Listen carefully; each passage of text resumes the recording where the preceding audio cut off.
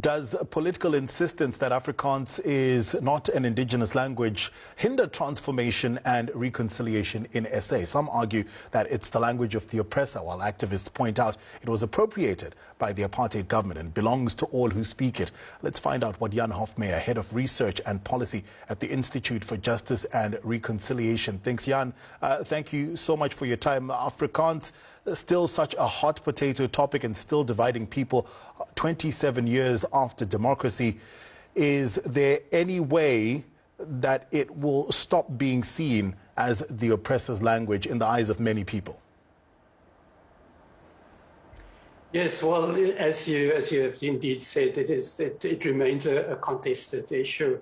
As we know, Afrikaans was used as a medium for oppression during the apartheid years, but also, as we know, many people who suffered the consequences of apartheid, the victims of apartheid, was also Afrikaans, and the struggle was also conducted by many in Afrikaans. So it is really sort of a question of how we view history. So I think one thing that one needs to bear in mind, this is Afrikaans is the third most spoken language in South Africa, and by not regarding it as an indigenous language, one does risk the possibility that many people who speak the language might feel sort of alienated. And if we look at South Africa as a long-term nation-building project, I think we have to avoid sort of instances where language gets used as a means to exclude.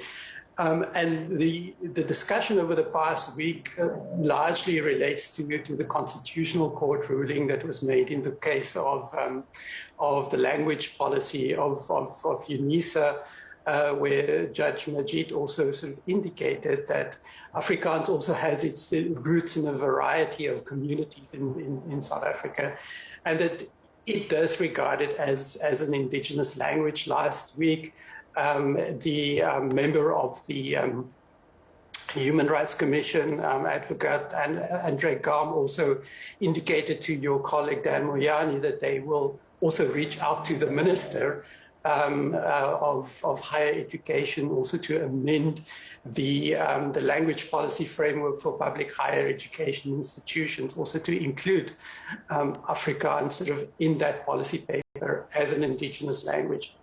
I think the important thing that one has to take also out from this ruling is that it's not only the fact that the court sort of ordered UNISA to reinstate Afrikaans, but that Judge Majid also indicated that it is important that this ruling is seen as also indicating that all languages in South Africa has got equal status, and therefore Afrikaans has had a privileged status during apartheid, and that speakers should also now accept and recognize that it is a language that is equal to all those others that are spoken in South Africa.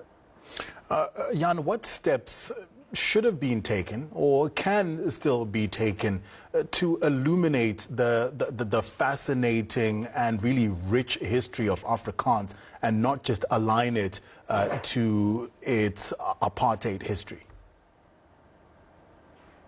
I think it's a question of public communication. It's a question of also exposing South Africans to the cultures of each other, and I think that the education system, our education system, has a very important role to play in that regard. But I think it's also a responsibility of politicians in South Africa to consider the language that they use, if I may put it in that way, when it comes to issues of inclusion and exclusion, and consider how the phrasing affects the way that communities are being seen in South Africa. The contention is around the language policy framework, and that we also know that the DA wrote to the minister in the past week about that. But I think the bigger picture, and I think it's something that the DA also has to illuminate, is that other languages have suffered as at an expense of Afrikaans during apartheid, especially as it comes to use of academic language. And hence there is also a need to reinstate those languages, or also elevate them to scientific languages. Jan, thank you so much. That's a very good point. It's also about elevating other languages. I appreciate your time. Jan Hofmeyer, Head of Research and Policy at the Institute for Justice and Reconciliation. All right, we'll be back after this weather forecast.